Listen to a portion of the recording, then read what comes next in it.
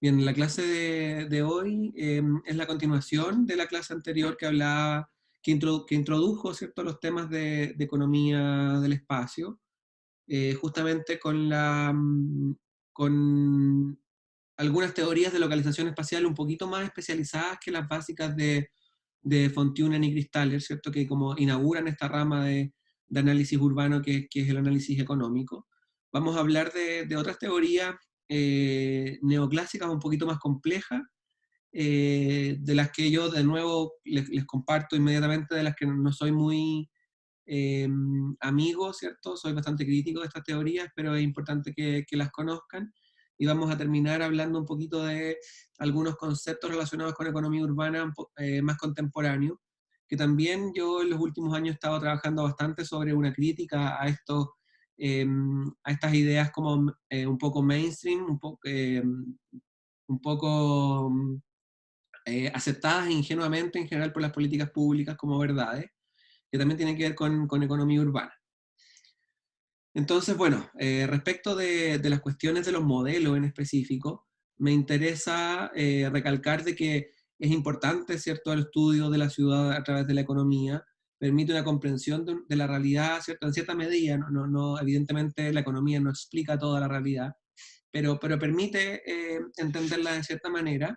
Y lo segundo que permite es predecir algunos comportamientos, algunos procesos futuros de la ciudad, considerando también de que esta realidad urbana contemporánea compleja es dinámica, pero en alguna medida los estudios de economía urbana permiten extrapolar fenómenos, ¿cierto? Para entender realidades similares o realidades futuras, ¿cierto? Algunos comportamientos de la ciudad que se han dado hasta la fecha seguramente van a seguir repitiéndose en el futuro, y la economía urbana o los modelos relacionados con la economía urbana permiten predecir algunos comportamientos.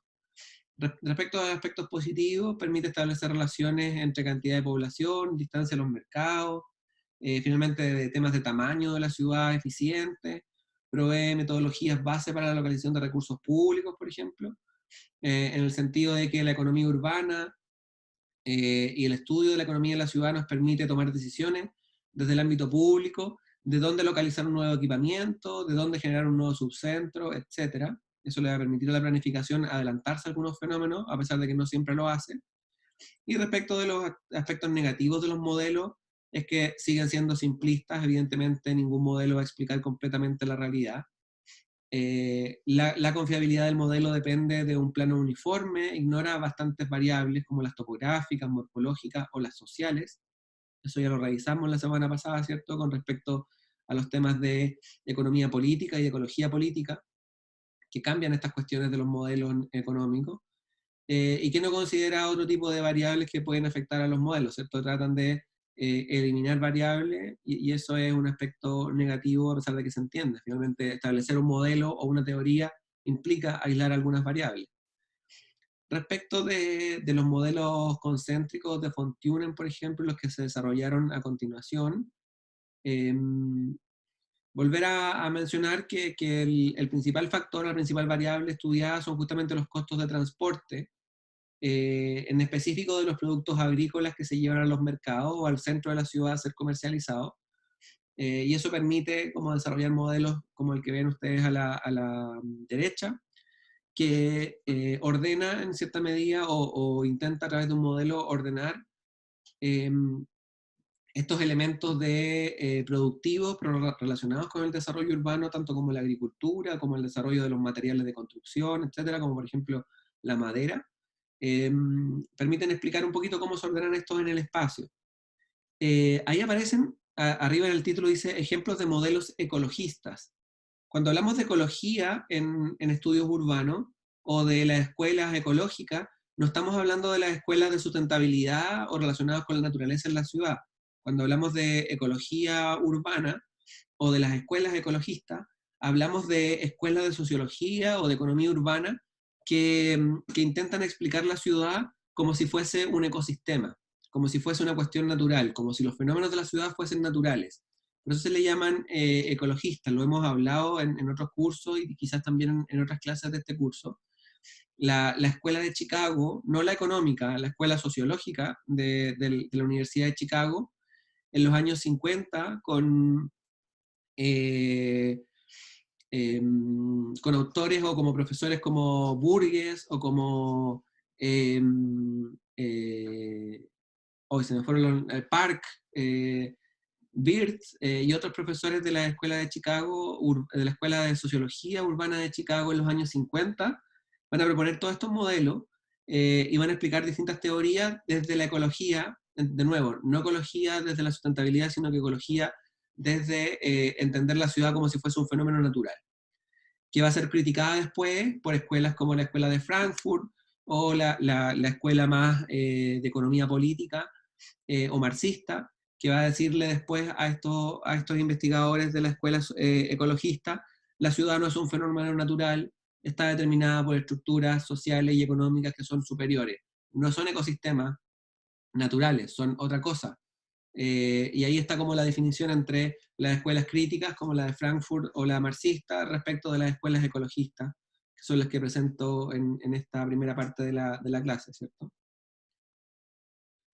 Después de Fontunen, ¿cierto? Vienen distintos autores, también ecologistas, que van a plantear diferenciaciones respecto del modelo que plantea Fontunen a mitad del siglo XIX. En este caso, Weber, por ejemplo, en 1909 va a decir como el modelo de un centro y distintas, distintas como espacios concéntricos en torno a ese centro, no permite identificar la diferenciación de las actividades en la ciudad. Diferentes actividades van a tener distintos modelos de negocio o de generación de plusvalía. En ese sentido, no todo es la agricultura, va a decir Weber, sino que hay distintas actividades. Y la actividad industrial tiene otra componente y no solamente tiene entre sus variables de análisis el transporte o el costo de transporte de llevar una mercancía al mercado, sino que también de llevar las materias primas a tu propia industria.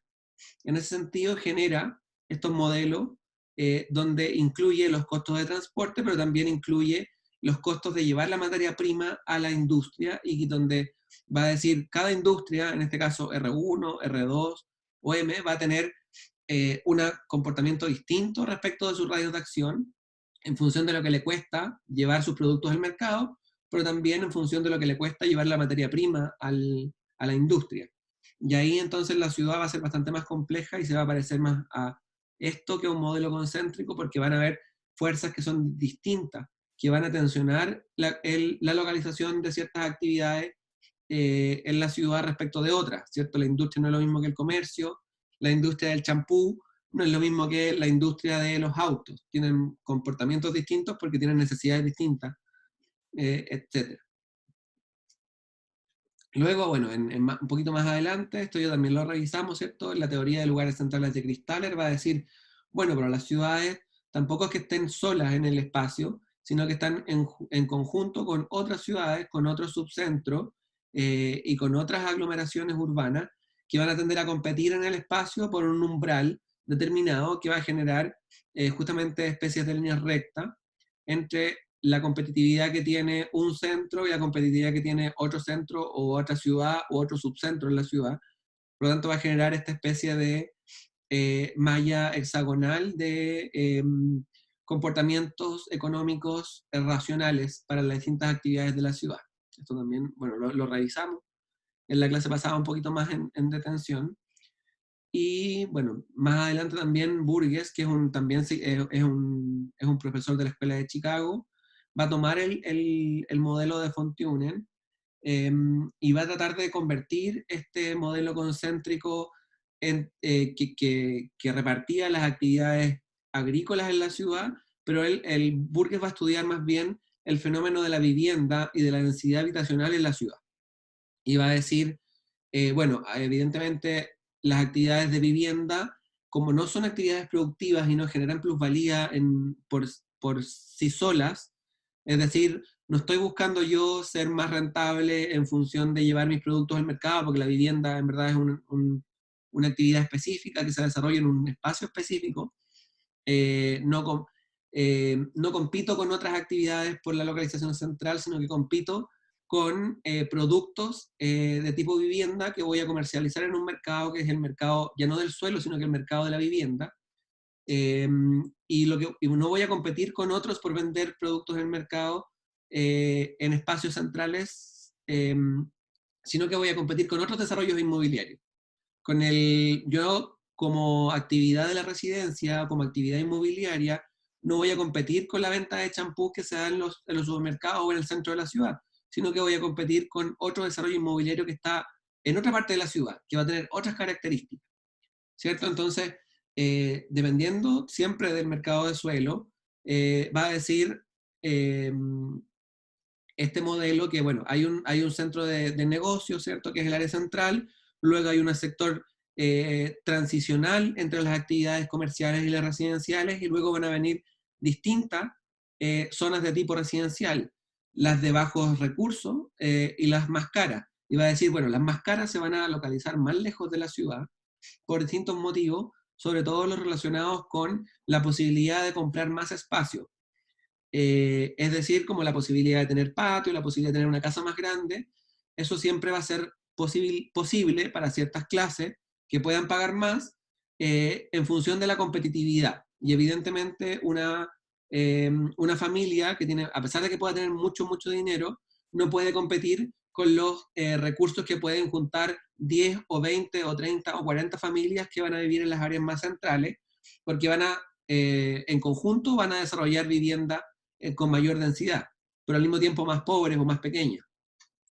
Evidentemente este modelo no funciona mucho en la realidad que no sea la europea, donde efectivamente sucedía esto, de que estaba el centro, luego venía un sector de un anillo de vivienda en densidad, es decir, muchas familias que aportaban un poquito para vivir en viviendas pequeñas, y luego la vivienda de alto estándar, la vivienda con patio, o la vivienda con muchos metros cuadrados se encontraba lejos de la ciudad. Eh, Eso tiende a tener como sus variables, sobre todo en contextos como Latinoamérica, donde los sectores altos podían tener casas grandes, incluso en las áreas centrales de la ciudad, sobre todo por la gran diferencia económica y por la alta desigualdad social. Es decir, si uno juntaba a 40 familias pobres en Latinoamérica, juntaba todos sus capitales posibles de gastar en vivienda y los comparaba con una sola familia, esa una sola familia, por el nivel de desigualdad, seguía ganando y seguía pudiendo estar cerca del centro de la ciudad. Distinto de países con menos desigualdad, donde 40 familias sí podían competir con una familia y en alguna medida obligaban a esa única familia que quería tener una casa más grande a irse afuera de la ciudad y ellos se podían quedar en áreas centrales.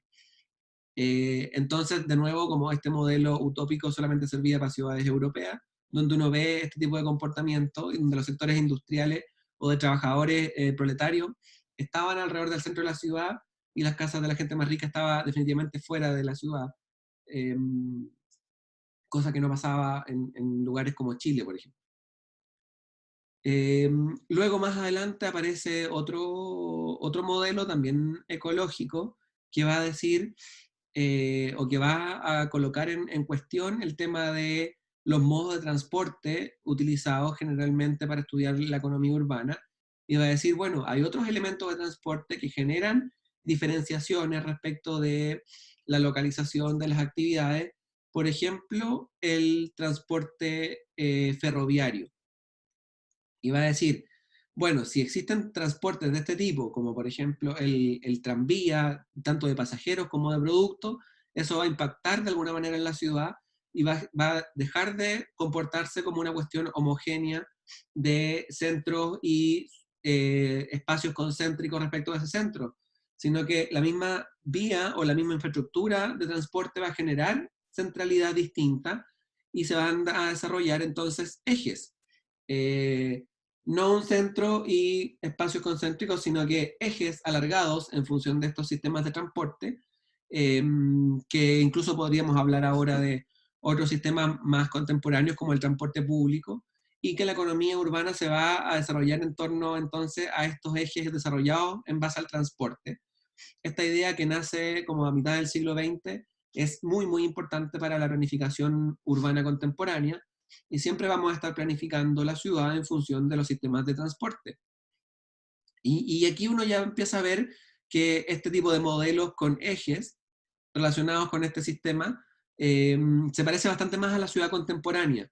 Entonces uno se imagina, por ejemplo, Santiago, uno se imagina la Gran Avenida, Vicuña Maquena, el eje Recoleta, eh, los ejes que llegan al centro de la ciudad, pero que desarrollan cierto nivel de economía y de precios del suelo en torno a esto, a estos ejes.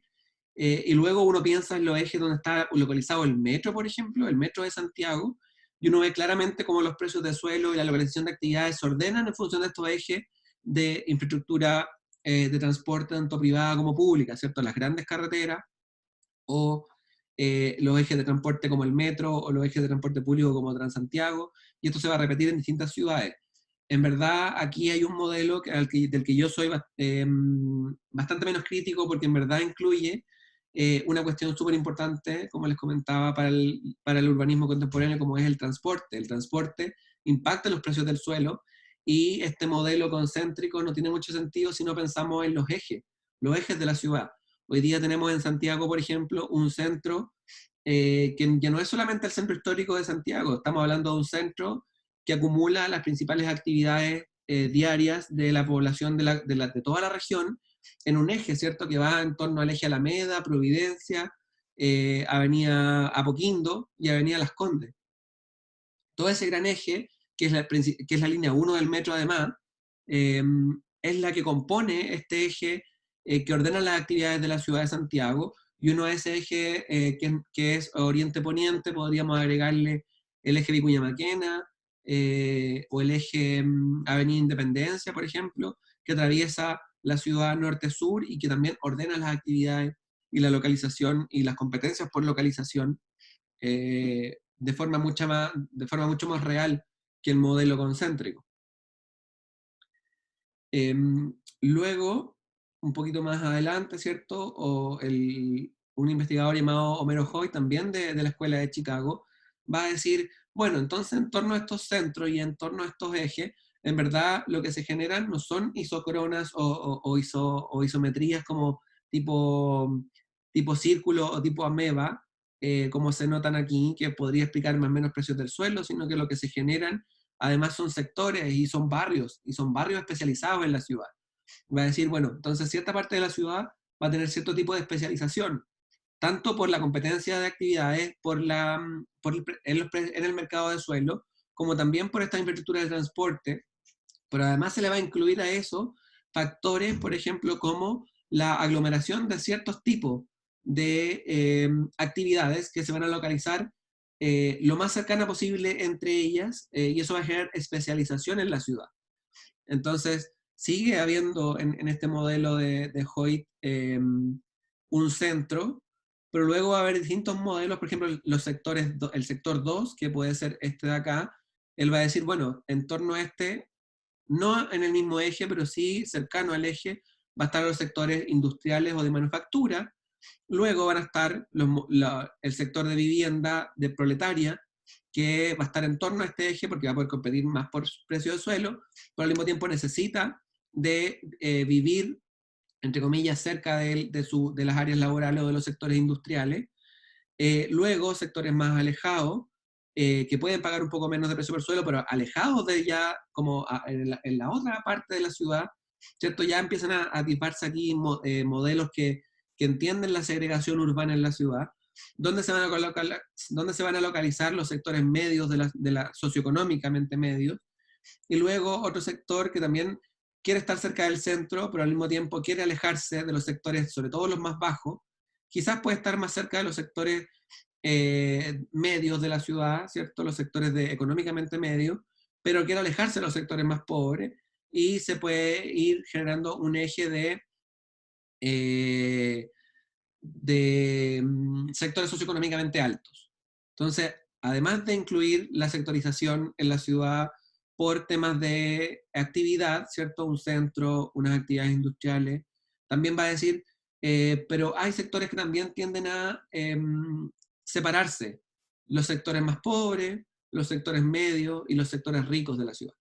Entonces empieza a incluir estas cuestiones más, incluso, bueno, sociológicas de la separación, y empiezan a adentrar en estos modelos, ¿cierto? Que hasta este momento eran exclusivamente relacionados con los costos de transporte, temas de clusterización, de generación de lugares homogéneos en la ciudad, tanto de actividades como de vivienda socioeconómicamente homogénea. Luego,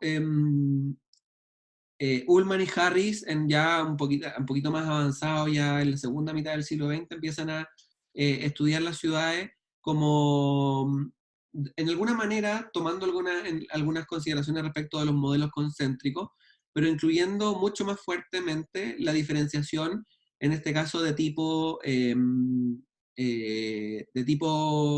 actividades.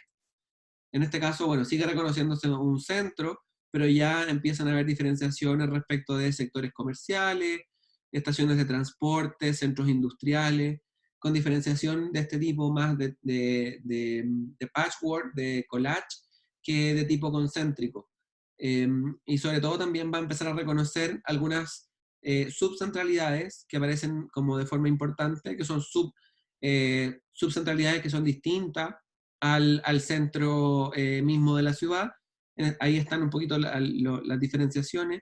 El Central Business District en el 1, pero aquí ya en el 7, por ejemplo, aparece un distrito de negocios periférico, una ciudad empresarial que está lejos del centro de la ciudad, por ejemplo. O en el 6, un sector de industria pesada que se clusteriza, que empieza a generar sinergias entre esas mismas empresas de cierto tipo y empieza a generar barrios especializados en la ciudad. Igualmente ordenan la residencia de bajos ingresos respecto de la residencia de medianos ingresos, y los sectores de residencia de altos ingresos, que están incluso, por ejemplo, cerca de centralidades de tipo comercial o de negocio, que no son las del centro mismo, ¿cierto? Esta clusterización y esta homogeneización de la clase alta hacia cierto lugar de la ciudad va a generar otros subcentros de negocio fuera de la ciudad. Y al mismo tiempo aparecen, por ejemplo, el 8 y el 9, que son sectores suburbanos. Estamos hablando de sectores de vivienda de alto estándar que están fuera de la ciudad incluso, ya ni siquiera está pegada, sino que está en medio del área rural. Y eso también empieza a aparecer en las ciudades de forma muy concreta, y aquí, bueno, ejemplos hay en todas las ciudades latinoamericanas. En el caso chileno, en el caso de Santiago, tenemos el sector de Chicureo, Piedra Roja, que se alejan, ¿cierto? Están cerca del área de más alta renta, que puede ser Las Condes, Vitacura, Lo Barnechea, que tienen su propio centro de negocios, ¿cierto? En sectores como la escuela militar o Sanhattan, o más arriba incluso en otros sectores económicos o sectores como la ciudad empresarial de Huechuraba, ¿cierto? Y ya no es el centro de la ciudad, sino que se genera un nuevo centro de negocio más cercano a los sectores de clases altas, y también la suburbanización de clase alta. Incluso, bueno, después en otros modelos como el latinoamericano empiezan a aparecer concentraciones o suburbios de clase baja, y eso, bueno, ese es un siguiente paso. Pero finalmente empieza a explicar la ciudad en torno a estas piezas urbanas especializadas. Y justamente lo que les comentaba hasta ahora, se va a decir en las últimas décadas que en verdad no es que estos modelos es que estén, los modelos anteriormente explicados, no es que compitan entre sí, no es que uno explique mejor la ciudad que otro, sino que es básicamente una diferenciación histórica de cómo ha ido avanzando la ciudad, y cómo esto permitiría, lo que les comentaba al principio, proyectar cómo se sigue desarrollando la ciudad. Y este es el modelo latinoamericano que generan Borsdorf, Barr y Janoschka, que son eh, cómicamente o a nivel como ya de incluso crítica al estudio de la ciudad latinoamericana. Son tres investigadores alemanes que vienen a Latinoamérica a estudiar la ciudad latinoamericana y dicen cómo es el modelo latinoamericano de desarrollo urbano. Y van a decir, bueno, hay un desarrollo histórico que se puede parecer bastante al centro de la ciudad. Luego ya a principios del siglo XX esta ciudad se especializa y empieza a aparecer la industria. Luego en el siglo ya, en 1970 en adelante, ustedes saben que comienza la época de las dictaduras en Latinoamérica. Este modelo empieza a complejizarse bastante, más que este modelo que pudiese parecerse, por ejemplo, al de modelo axial. Empiezan a aparecer, bueno, la industrialización sigue estando de manera importante en 1970, pero ya empieza a desregularse, empieza a aparecer de forma muy fuerte el sector socioeconómicamente más alto, que se genera en torno a un eje o a un cono. En Santiago nosotros le llamamos el cono de alta renta, y que parece explicar la mayoría de las ciudades en Latinoamérica, sectores de clase media que acompañan al sector de clase alta, y sectores de clase baja que se localizan en otros sectores de la ciudad, especialización industrial en lo que en los años 70 llamaban los cordones industriales. Seguramente ustedes tendrán alguna noción o alguna idea relacionada con la actividad sindical, antidictatorial sobre todo, ¿cierto? En estos sectores industriales. Estaban los sectores organizados de la sociedad, principalmente de izquierda, en estos cordones industriales que aparecían en comunas como Independencia, San Miguel o San Joaquín, ¿cierto? Que son estos ejes que están aquí un poquito más oscuritos. Sectores residenciales proletarios alrededor de estos sectores industriales, y empieza a aparecer también la periferización como un tema importante. Barrios de viviendas sociales, que son los que tienen un circulito, ¿sí? Y barrios de vivienda de clase media que empiezan a aparecer en la periferia de la ciudad. Esto, ya en estos años, en la década de los 70, empieza a aparecer justamente esta idea de expansión por fuera del límite urbano. Lo vamos a explicar un poquito a través de la historia de Santiago y la planificación de Santiago en clases posteriores, pero justamente empieza a aparecer esta idea como ya de una ciudad bastante más compleja. Y luego ya estamos hablando de los años 2000 en adelante. Si ustedes ven, ya el centro deja de ser un centro propiamente tal, se convierte en una especie de eje. Esto es muy claro para el caso de Santiago, pero ustedes tienen que pensar que este modelo se generó estudiando muchas ciudades latinoamericanas, la mayoría de las capitales. Entonces este modelo no es solamente aplicable a Santiago, sino que es aplicable a casi todos los centros, en verdad, a casi todas las metrópolis latinoamericanas. Un centro ya que está más alargado, desaparición en cierta medida de los cordones industriales. Esos cordones industriales, a pesar de que la ciudad crece mucho, no crecen, ¿cierto? Hay un proceso de desindustrialización de las ciudades latinoamericanas. La producción de empresas, muchas del Estado, pero otras privadas que desarrollaban manufactura en Latinoamérica se fueron principalmente a China o a India, donde la mano de obra era más barata, y ahí empezaron a quebrar muchas empresas, por ejemplo, Madeco, Mademsa, distintas empresas o la industria del zapato en Chile. Ustedes saben de ese proceso de desindustrialización. Desaparecen los cordones industriales, son fuertemente, además están asociados a culturas de organización sindical, por lo tanto son, en la época dictatorial sobre todo, son altamente reprimidos, incluso borrados de la ciudad. Aparecen sectores industriales fuera de la ciudad, ¿cierto? Los sectores industriales eh, que nacen o de otras actividades de tipo comercial, tipo outlet, que se empiezan a desarrollar fuera de la ciudad. Ya la periferización de los barrios de clases bajas, sobre todo de los barrios de vivienda social, están solamente hacia un sector de la ciudad, hacia el otro se generan suburbios dispersos de clase alta, pero también, de nuevo, un modelo que concentra vivienda o un cono de alta renta, acompañado de conos de clase media, por ejemplo, en el caso de las comunas de Ñuñoa, eh, en el caso de Santiago es muy claro, y luego ya periferización completa, sectores de la sociedad que absolutamente se autoexcluyen y otros son excluidos de forma social por ser clases bajas, y otros se autoexcluyen por ser clases altas. Eh, y este modelo, que es bastante más complejo y tiene bastantes más elementos, explica la ciudad caótica contemporánea, donde las actividades económicas ya no son tan claras en la ciudad, sobre todo por la pérdida del sector industrial, que en Latinoamérica se pierde casi por completo, quedan muy pocos sectores industriales, o sea, gente que desarrolla manufacturas en industria. Principalmente tenemos zonas de desarrollo de actividades terciarias, ¿cierto? que son las actividades comerciales o de servicio.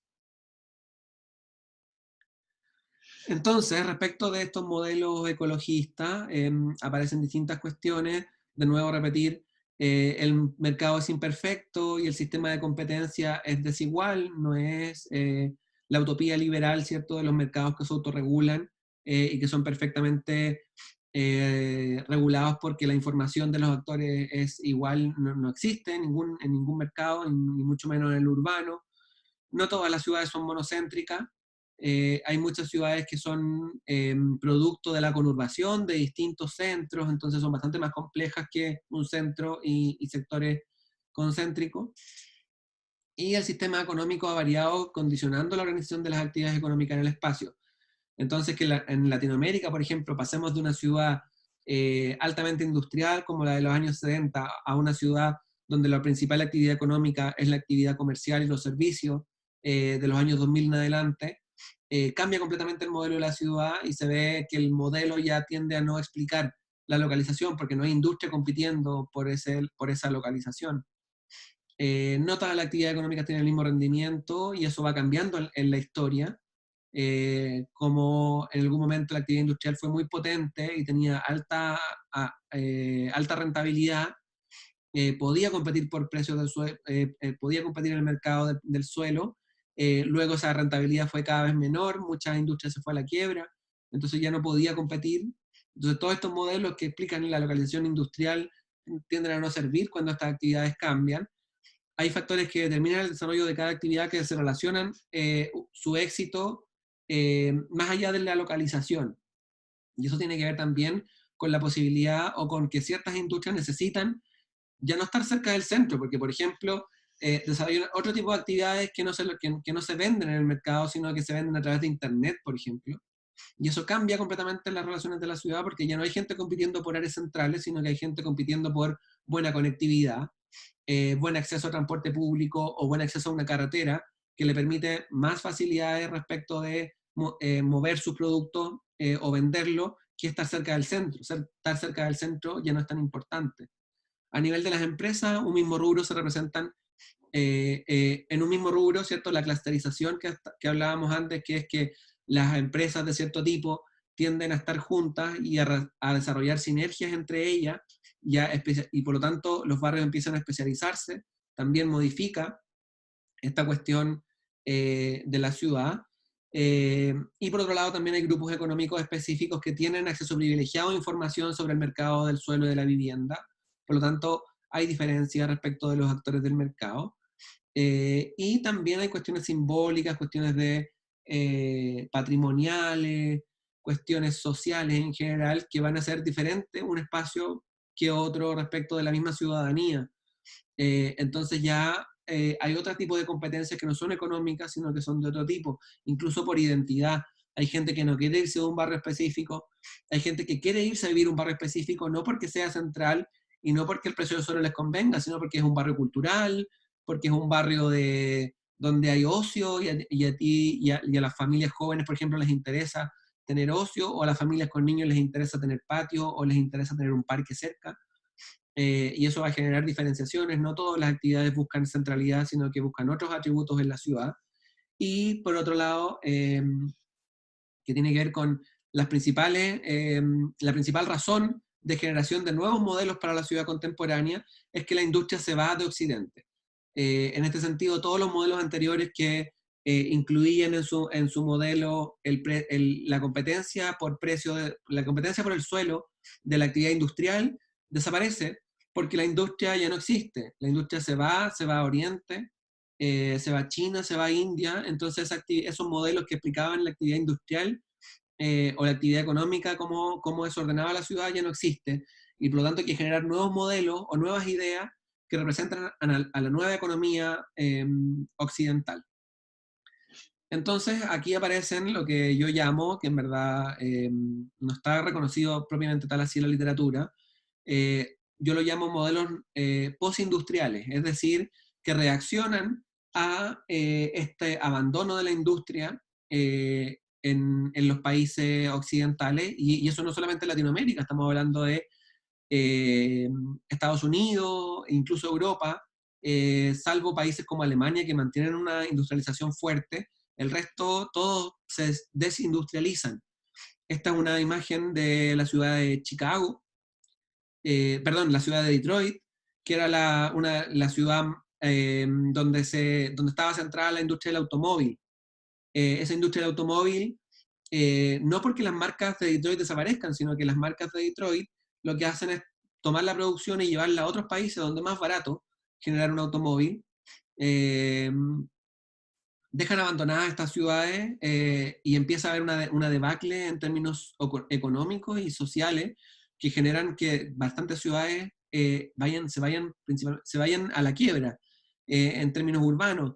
Y Detroit es como el caso paradigmático porque en verdad desde los años 70 hasta los años 90 eh, fueron dos décadas eh, de un nivel de deterioro de la ciudad brutal, que tenía como este tipo de imágenes, lugares cerrados, edificios cayéndose a pedazos, tanto industriales como residenciales, porque si la industria se va de un sector de la ciudad, no solamente implica que se va una actividad económica, sino que implica que se va los sueldos de las personas, que no les permite invertir en sus viviendas o en sus barrios. Y eso, además, que esas empresas dejan de pagar impuestos en estas ciudades, por lo tanto, tampoco la inversión pública puede salvar a las ciudades. Entonces ahí aparecen y tienen que aparecer estos modelos postindustriales, modelos que por ser postindustriales no significa que sean mejores, porque mantienen el mismo sistema, ¿cierto? El capitalismo no ha mutado mucho, no ha cambiado, y por lo tanto esta visión industrial de la ciudad que generaba impactos en los habitantes, eh, ahora lo único que tiene es que ya no tiene industria que alimente ese sistema, sino que hay otros sistemas económicos, eh, pero el capitalismo no ha dejado de existir en estas ciudades. En este sentido, uno de los conceptos más importantes de los estudios urbanos críticos es el proempresarialismo urbano, que reemplaza las políticas de industrialización. El proempresarialismo es un término que acuña David Harvey en el año 1989 para explicar que justamente el Estado ya no genera o sea, no genera políticas de industrialización, sino que genera ahora que las ciudades se transforman en un buen negocio. Ya no la actividad industrial en la ciudad, sino que la misma ciudad es un negocio, y el mercado del suelo de la vivienda pasan a ser un segundo circuito del capital que reemplaza a la industria. Es decir, el mercado inmobiliario de la vivienda se va a transformar en el principal negocio de la ciudad. Y las políticas públicas y los estados, sobre todo los estados liberales, van a apalancar este mercado para echar a andar esta maquinaria económica nuevamente a través del desarrollo inmobiliario y el mercado de suelo. Entonces, este circuito que antes era secundario, ¿cierto? El principal circuito del capital, o el primero, era el industrial. Esa es la concepción básica de tanto de los economistas liberales, ¿cierto? Adam Smith va a decir, la riqueza de las naciones está en su capacidad de industrialización, y Marx va a criticar el modelo industrial de generación de plusvalía. Esa era la discusión era sobre la industria, pero con la desindustrialización de las ciudades y la necesidad de estas de generar nuevos mercados, pusieron el foco, los estados sobre todo pusieron el foco en que la ciudad fuese un buen negocio. Eso genera cosas positivas, como por ejemplo la reinversión en la ciudad y por lo tanto el mejoramiento de la calidad ambiental, pero también cosas negativas como los procesos que habíamos visto antes de segregación, gentrificación, marginalidad, pobreza urbana, justamente porque si entregamos esto que es el hábitat al mercado, genera también estas cuestiones de asimetrías territoriales. Eso ya lo habíamos revisado, pero aquí se explica un poquito más, ¿cierto? Estos modelos postindustriales van a generar en cierta medida estas cuestiones cuando la ciudad se transforma en el principal negocio, o el espacio se transforma en un buen negocio, ya no la industria que se fue. En ese sentido, aparecen distintas propuestas de distinto tipo, y aquí voy a trabajar o voy a tratar de explicar algunas que son como las principales, pero en verdad me interesa que en el trabajo o los trabajos que estemos desarrollando a nivel grupal de aquí en el futuro, piensen en esto, piensen en la cuestión postindustrial, qué pasa con las ciudades contemporáneas. que ya no son industriales. Una de estas ideas principales es justamente el paso de los lugares a los flujos. Eh, la cuestión de las actividades que se localizan en los lugares donde más actividad peatonal existe, empieza a cambiar la lógica de generación de lugares y de ciudad, justamente porque antes estábamos muy centrados en que la industria necesitaba transporte y el transporte de la industria no es una cosa que se pueda hacer a nivel peatonal, pero cuando ya no hay industria, cuando la actividad es solo servicios y el comercio, sí necesitamos que haya una ciudad donde el flujo peatonal, o por lo menos a pie de calle, ¿cierto? O en bicicleta o a una velocidad distinta del automóvil o del transporte público, se vuelve cada vez más importante.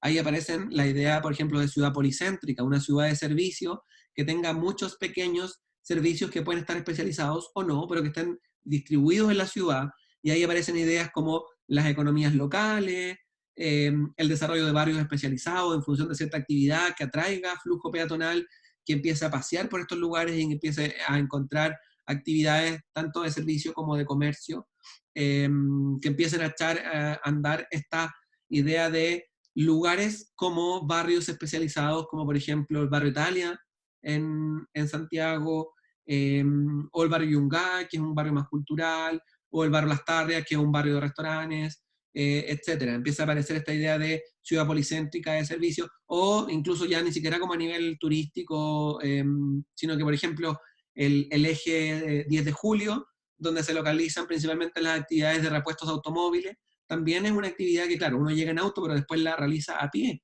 Y entre más flujo de personas haya en ese espacio, más próspera y más policéntrica va a ser una ciudad, y por lo tanto más insertada en los circuitos de economía local y desarrollo de actividades terciarias, de servicios y de comercio. Eh, más presencia tienen en la ciudad y más prosperidad le dan a estos lugares.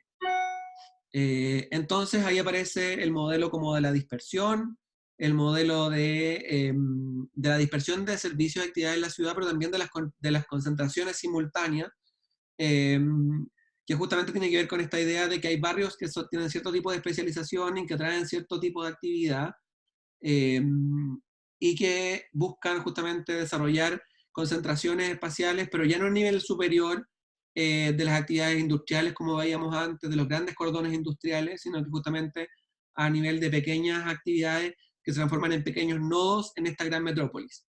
Eh, entonces los flujos aparecen como omnipresentes y permiten ubicar o empezar a estudiar o empezar a entender, bueno, tanto estudiar como proponer nuevas fórmulas de ciudad, sobre todo para las ciudades que estaban más deterioradas, justamente esta idea de el flujo, cómo cambia la geografía económica de las actividades de una ciudad, pero también eso podría llevarse al nivel incluso intra o interciudad, ¿cierto? Hay ciudades que tienen cierto tipo de especialización en cierto tipo de actividades y hay otras ciudades que se especializan en otras cosas. Entonces ya no es solamente una especialización a nivel de barrio, sino que también puede haber una especialización a nivel de ciudad. Sobre todo estas posibilidades que tiene uno de moverse de una ciudad en otra para adquirir distintos tipos de servicios. Eh, y el otro concepto que aparece respecto a esta geografía de oportunidades diseminadas o dispersas en la ciudad es la idea de agujeros negros.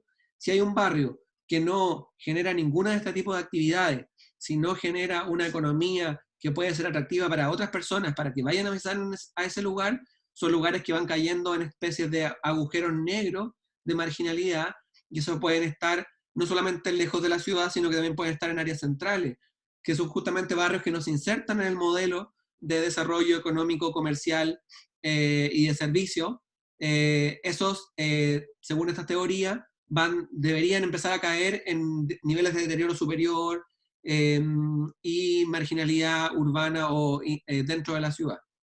Entonces también ahí está como el tema que comentaba al principio de la clase Marcia, que tiene que ver justamente con que estas ideas postindustriales también dejan rezagados en la ciudad. O sea, si un barrio no quiere insertarse en los circuitos culturales, turísticos, comerciales, finalmente tiende a caer en un hoyo negro, y esa cuestión también es un tema cuestionable, es un tema a estudiar en la ciudad.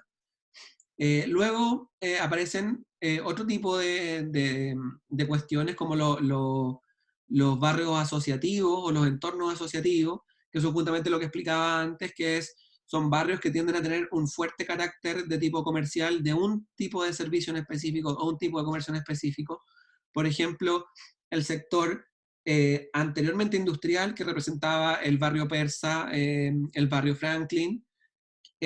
Como la industria se fue, esos galpones quedaron ahí medio abandonados por bastantes décadas, algo parecido a lo que pasaba en Detroit, un lugar que cayó en un nivel de marginalidad urbana importante y que hoy día tiene un resurgimiento en torno justamente a esta idea de un barrio culturalmente activo, un barrio donde pasan muchas cosas, donde hay venta de elementos tecnológicos por un lado, pero también temas como vintage. Empieza a haber un resurgimiento del barrio en torno a elementos que han sido introducidos, ¿cierto? No necesariamente las personas que vivían en este barrio, Bío Bío, por ejemplo, se dedicaban a las actividades computacionales o a las actividades de venta de cosas antiguas, sino que tuvieron que mutar hacia estas actividades y surgen otros temas, por ejemplo la gentrificación comercial, que es un tema que hemos estado estudiando en el Persa Bio Bio. Quizás más adelante les muestro bueno, quizás algunos de ustedes lo han visto en otros cursos, que es una investigación sobre la presión a las actividades comerciales eh, ilegales, consideradas cada vez más indeseadas en este tipo de barrios. Antes eran la actividad económica principal, ¿cierto? La actividad eh, del comercio informal en la calle, de distintos tipos de cosas, de comida, de cuestiones pequeñas, de ese tipo de comercio, que cuando este barrio, como el barrio persa, empieza a especializarse y a ser cada vez más atractivo a la ciudad, ciertas personas, por su poder y por su consideración respecto de las actividades que son deseadas o indeseadas, empiezan a generar presión de desplazamiento a estos lugares o a estos habitantes tradicionales que se dedicaban a la actividad informal y que hoy día son eh, perseguidos por la policía o expulsados por cierto tipo de, de actividades nuevas que aparecen en este tipo de barrios. Entonces, de nuevo, la asociatividad entre distintas o entre clústeres, ¿cierto? La asociatividad en el caso del barrio persa de cierto tipo de economía va generando que este barrio se vaya poniendo de moda, haya mecanismos de cooperación entre estas actividades. Eh, Otro ejemplo de esto, por ejemplo, podría ser la Vega Central, que está cada vez también como más especializada en términos de productos latinoamericanos, de productos de tipo de comida, ¿cierto? Y de mercado, pero también que era un barrio absolutamente popular y que hoy día está siendo como presionado bastante por niveles de seguridad mayor, etcétera, a pesar de que está bastante menos gentrificado que el barrio persa Bio Bio, o que el barrio Franklin, como se le llama normalmente. Entonces aparecen este tipo de cuestiones en la ciudad, claro. Entonces, las actividades se asocian y eso genera mejores expectativas económicas para un barrio, pero eso también genera presión y desplazamiento para las clases o para los sectores más bajos o más marginales de estos barrios tradicionales. Aparecen otros temas entonces como los distritos. En el caso de Chile no es tan claro, porque no se usa tanto esta palabra, pero en otros países empiezan a aparecer esto, el distrito creativo, el distrito de negocio, el distrito comercial, el distrito tecnológico, y empiezan a aparecer estas ideas en la ciudad de la district, como si ciertos barrios tuviesen cierta especialización, gracias a la asociatividad, postindustrial, ¿cierto? De nuevas actividades comerciales de servicio y otros, que lo vamos a ver posteriormente, que son las actividades cuaternarias, empiezan a generar distritos en la ciudad. Eso obliga a ciertos barrios, cuando una política pública dice, este va a ser el distrito de las artes, y resulta que tú vives en ese barrio y eres un habitante popular de ese barrio, pero no eres un artista, ¿qué pasa contigo? Tienes que irte del barrio, el barrio se empieza a poner de moda, se empieza a poner más caro, yo no soy artista, no participo de esta nueva especialización o clusterización de mi barrio, y me siento presionado a ser desplazado. Entonces aparecen este tipo de cuestiones, pero al mismo tiempo generan mejoramiento de la calidad ambiental de un barrio, generan ciertas sinergias positivas entre las empresas, generan más empleo, versus esta otra cuestión que impacta a nivel social. barrios como Patronato, por ejemplo, el distrito del sector de la ropa en Santiago, distrito, bueno, que no se llaman así porque en Chile no hemos usado esa categoría todavía, pero en otros países la categoría distrito ya empieza a ser como una marca, ¿cierto? Como este es el distrito de esta cosa.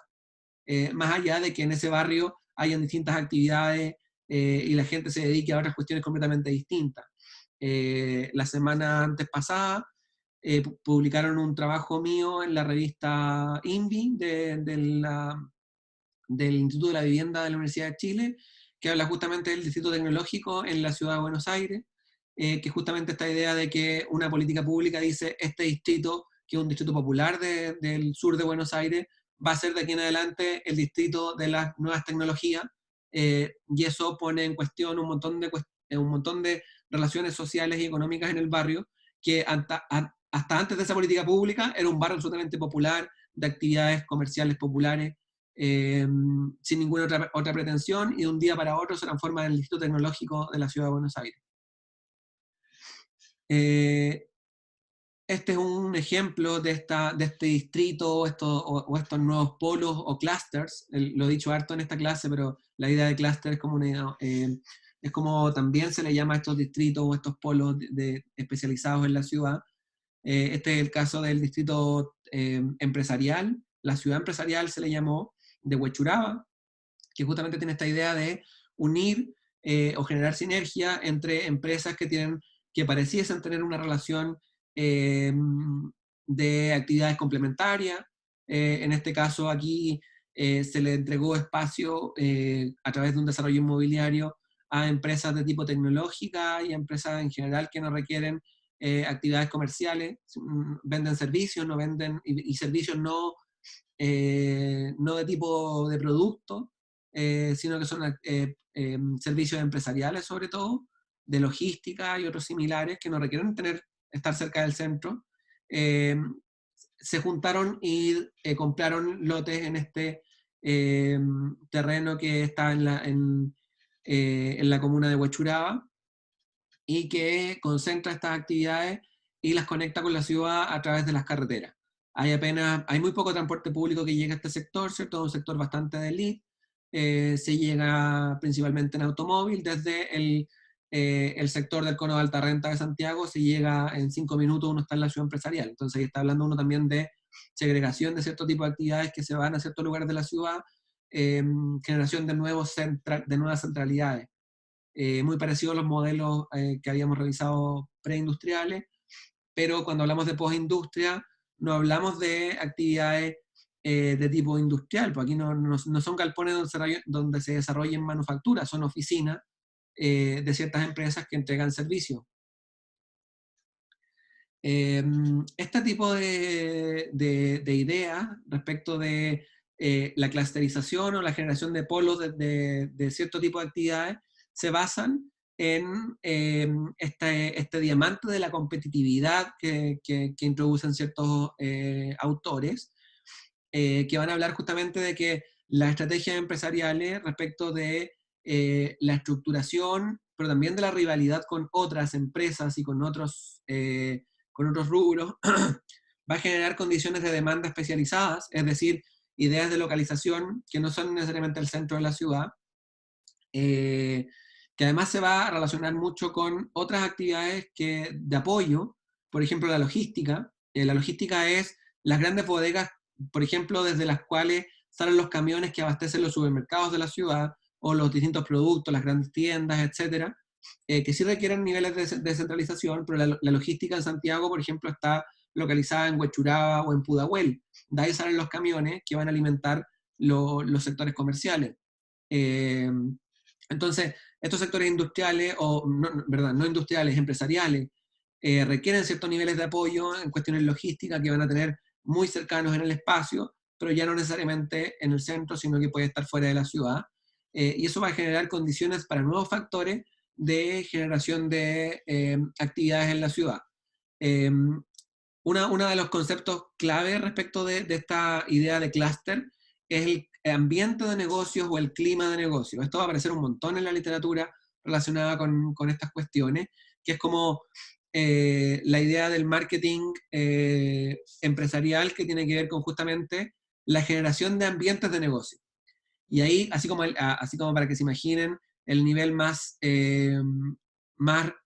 alto como de este tipo de idea es lo que pasa en Silicon Valley, en Estados Unidos, que es como un sector donde están todas las empresas tecnológicas, Apple, Google, Amazon, etcétera, localizadas en un solo sector de la ciudad, eh, muy cercanas entre ellas, y con espacios de interacción entre estos supuestos trabajadores creativos o de nuevas tecnologías, que se supone, ¿cierto? En teoría, generan un ambiente de negocios porque se reúnen en las cafeterías del barrio, eh, hacen ciertas actividades, van a ciertos lugares y se relacionan en estos espacios, que supuestamente eso genera como más sinergia, y que se compartan ideas y de que aparezcan como cuestiones mucho más creativas porque estas personas de cierto tipo de actividad comparten un espacio determinado. ¿Cierto? Esa cuestión está absolutamente puesta en duda. De hecho, hay muy pocos ejemplos de este tipo de sinergias, de que el gerente de Amazon se juntó en un café con el gerente de Google y se pusieron de acuerdo para hacer una cuestión súper espectacular para la sociedad, ¿cierto? Este ambiente de negocios en verdad no funciona tan así, pero esa es la idea que se vende tras estos clusters, ¿cierto? La posibilidad de que estas actividades sean complementarias y de que haya un ambiente de competitividad que surja en torno al a compartir libremente las ideas en el espacio público, etcétera, como esa idea romántica de la ciudad casi griega, ¿cierto? Donde todos nos encontramos en el espacio público y ahí debatimos sobre las principales ideas de desarrollo. Es como una reminiscencia de esa idea para justificar la clusterización y el desarrollo de polos industriales o de polos empresariales en cierta parte de la ciudad.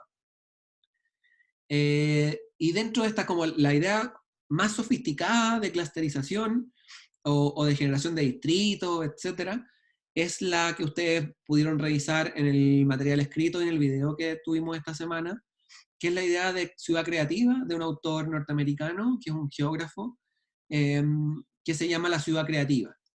La ciudad creativa es una idea que se funda, ya no en las actividades terciarias, sino que en las actividades cuaternarias. Estamos hablando de las actividades económicas relacionadas al desarrollo del conocimiento, o del arte, o de las actividades creativas, ¿cierto? Ya no es comercio o servicio, sino que son ya las últimas fases del modelo de desarrollo, a la que los arquitectos y las arquitectas estamos muy relacionados, porque finalmente nosotros lo que hacemos es vender ideas, y esa cuestión como de creatividad no es una actividad comercial ni una actividad eh, de tipo de servicio tan clásica, sino que es más bien una idea de actividad económica creativa, ¿cierto? Somos un ejemplo de actividades de generación de conocimiento, que es el nuevo modelo de desarrollo económico supuestamente que deberíamos, o que debería empezar a definir la sociedad contemporánea de aquí en más, ¿cierto? Las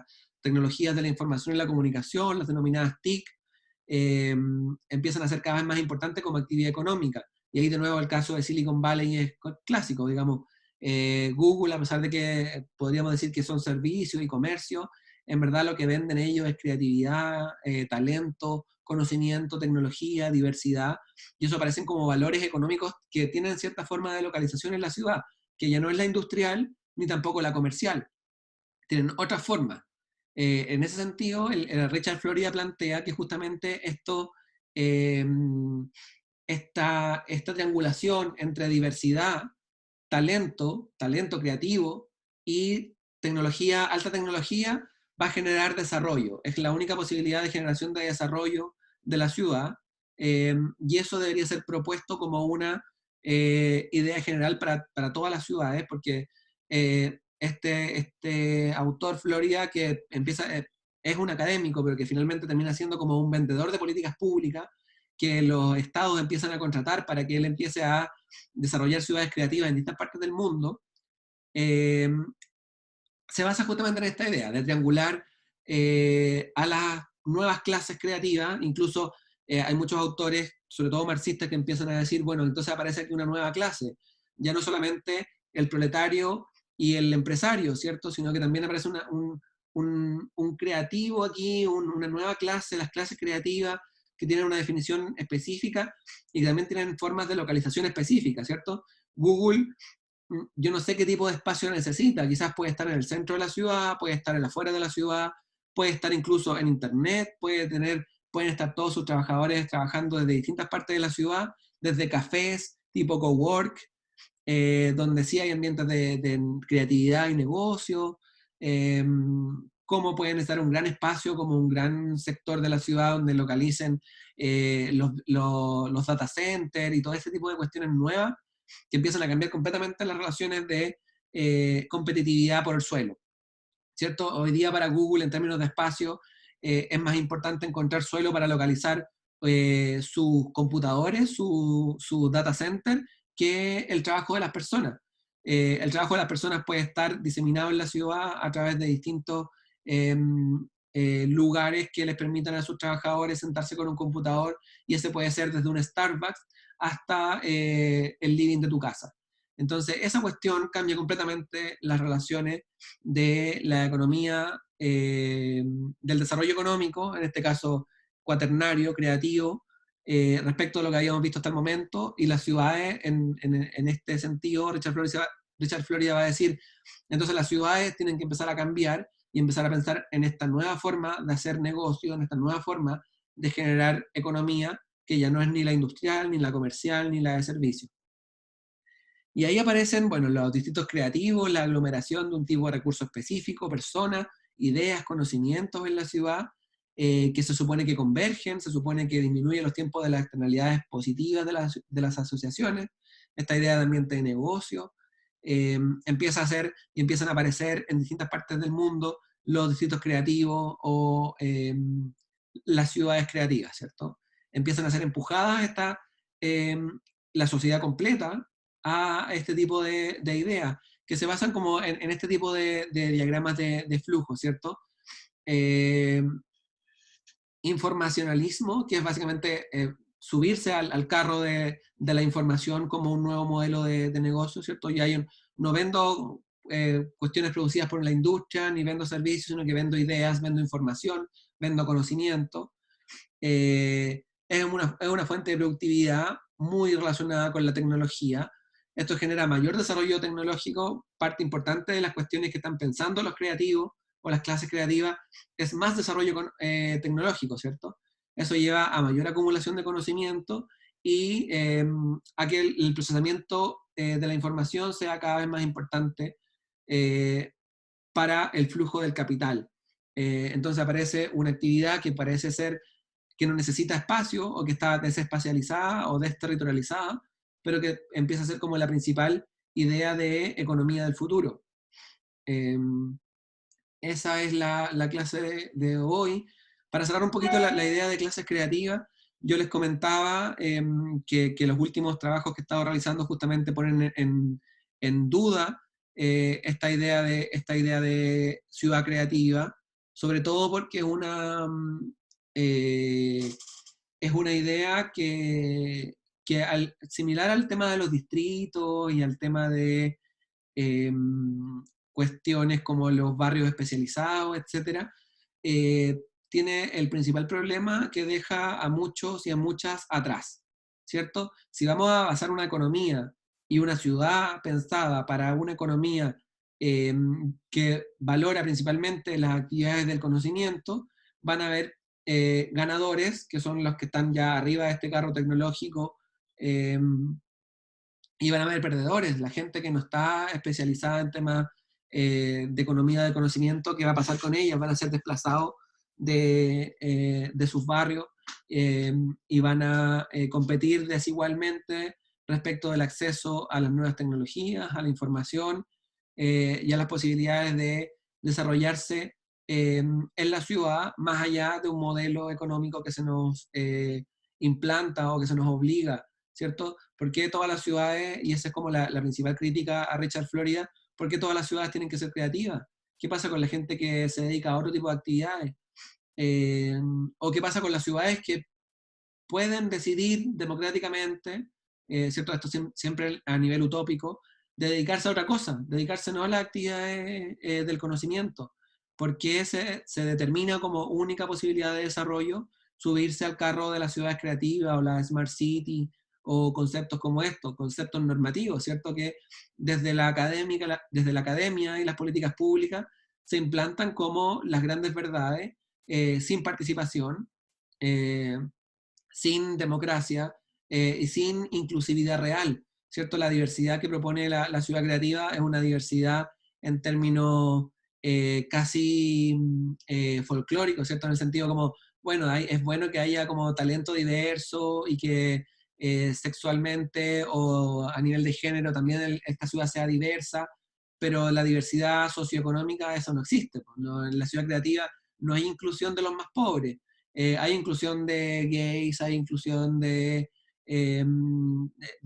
personas no cis, hay inclusión de el artista, hay inclusión de el hipster, pero no de los pobres. Esa inclusión no está metida en estos modelos performativos de la ciudad que vienen desde arriba.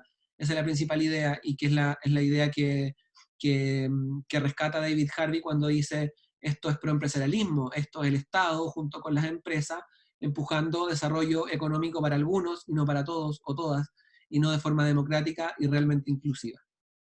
Esa es la conclusión de la clase de hoy. Eh, Ahora abro el espacio para comentarios, dudas, cualquier cuestión que ustedes quieran exponer.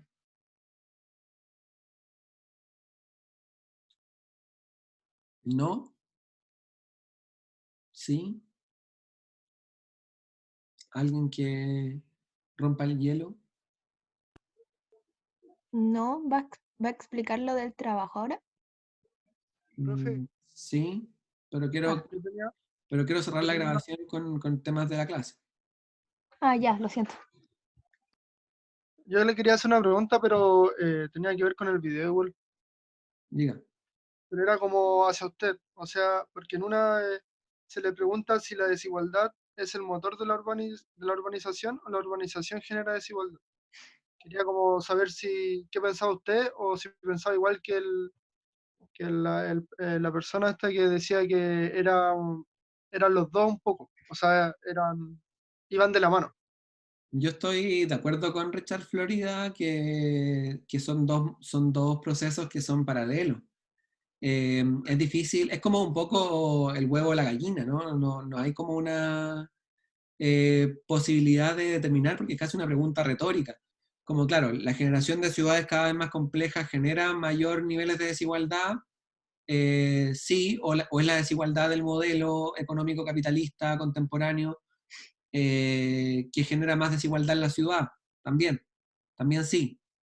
Son un circuito, lo he mostrado en varias clases relacionados con temas de gentrificación o incluso ahora respecto del modelo económico cuaternario, son circuitos, pues van como se van completando. Eh, y la desigualdad económica genera desigualdad territorial y la desigualdad territorial genera más desigualdad económica y así van alimentándose unas a otras. Y finalmente la idea justamente de circuito también es que van empeorando, ¿sí? No van mejorando, no son círculos virtuosos, son círculos viciosos. Entonces, en verdad, sería muy difícil que alguien dijera, no, una cosa genera la otra o viceversa. Yo creo que es un consenso en que esta es una cuestión más bien de circuito que no tiene mucho sentido tampoco adentrarse en ello, porque creo que no explica muchas cosas. ¿Más dudas? ¿Más comentarios? ¿Qué harían si el día de mañana llega el alcalde o la alcaldesa de su comuna y dice que en su barrio, desde mañana en adelante, va a ser un barrio tecnológico? ¿Qué harían ustedes?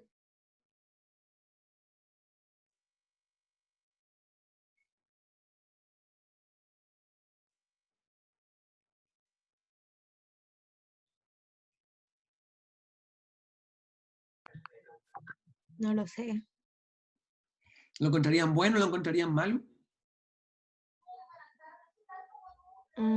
Podría traer más oportunidades quizás para traer más servicios a la comuna, Ujú. pero también generaría segregación, habría que como especializar a la gente que vive acá igual, pues porque no todos tienen como el nivel de especialización necesaria para generar un barrio de ese tipo. Entonces como que traería cosas buenas y cosas malas. Entonces, ¿tú aceptarías que un alcalde o alcaldesa te dijera que de aquí a cierto tiempo todos tus vecinos tienen que dedicarse a cuestiones tecnológicas? No, no lo sé, no creo, porque tampoco estaría bien que se vieran obligados a cambiar su... Creo que hay otras maneras en las que se pueden traer servicios a las comunas sin necesariamente generar barrios tecnológicos segregando a la gente que no tiene especializaciones. Además es como raro imponer algo de un día para otro. Pero pasa mucho, creo yo. Cuando se crean ciudades y esas cosas, como que solo se imponen, no le preguntan a la mayoría de la ciudadanía, cuando se generan los planes reguladores tampoco, entonces es algo común igual. Ujú. Sí, bueno, les preguntaba justamente con la idea de que cada vez que aparezcan estos modelos que sobre todo vienen de profesiones como la nuestra, ¿no? Como de la arquitectura o de la planificación urbana, así como, bueno, esto es bueno porque sí, porque la teoría dice que todos tenemos que ir hacia las economías terciarias o cuaternarias porque es el futuro y eso se impone. Cada vez que aparezca una idea de este tipo, ustedes tienen que ponerla en cuestión y finalmente de eso se trata un poquito este ejercicio que va a ser el ejercicio que vamos a explicar ahora, que va a ser cada vez más complejo en términos de justamente estas ideas de nuevas economías o incluso cualquier idea económica que explique la ciudad tiene que ser puesta en cuestión, pues se trata finalmente de elementos que son exógenos a la decisión o a las posibilidades de desarrollo democrático o de un urbanismo desde abajo hacia arriba. Finalmente, yo creo que David Harvey es muy claro cuando dice, finalmente tenemos que poner en cuestión cada idea y cada fórmula que se proponga como inocua, ¿cierto? No, esto es como para mejorar la ciudad, si viene desde arriba. Si viene desde arriba siempre hay que ponerla en cuestión. Eh, Distinto del urbanismo insurgente, del urbanismo de las ciudades rebeldes, ¿cierto? Un libro que es posterior al paper de proempresarialismo, que se llama, también de David Harvey, que se llama Ciudades Rebeldes, justamente plantea que la salida no tiene que ver con ideas preformateadas, sino que justamente con decisiones democráticas, con ciudades de abajo hacia arriba. Esa es la conclusión de la clase. Voy a dejar de grabar ahora.